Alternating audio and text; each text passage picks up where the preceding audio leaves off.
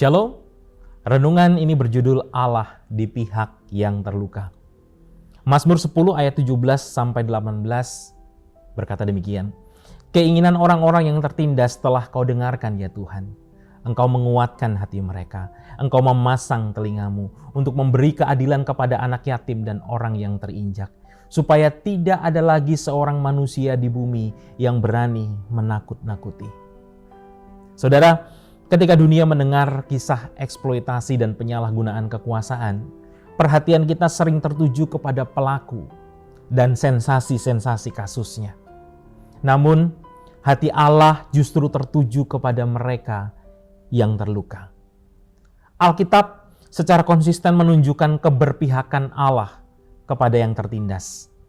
Ia melihat yang diabaikan, mendengar yang dibungkam, dan mendekat kepada yang remuk hati. Di tengah-tengah dunia yang sering menyalahkan korban atau memilih diam, firman Tuhan hari ini menegaskan bahwa penderitaan mereka tidak tersembunyi di hadapan Allah. Eksploitasi terjadi ketika manusia berhenti melihat sesamanya sebagai gambar Allah. Ketika martabat manusia diabaikan, luka yang ditinggalkan itu bukan sekedar luka fisik, tapi juga emosional dan spiritual. Banyak korban hidup dalam rasa malu, rasa takut, dan juga kesepian. Namun Injil menyatakan kabar pengharapan. Kristus datang bagi yang hancur hati. Kristus tidak menjauh dari yang terluka. Ia mendekat. Yesus sendiri mengalami penolakan, mengalami penghinaan, dan mengalami kekerasan. Ia memahami rasa tidak berdaya dan ketidakadilan itu. Salib menunjukkan bahwa Allah tidak menutup mata terhadap penderitaan.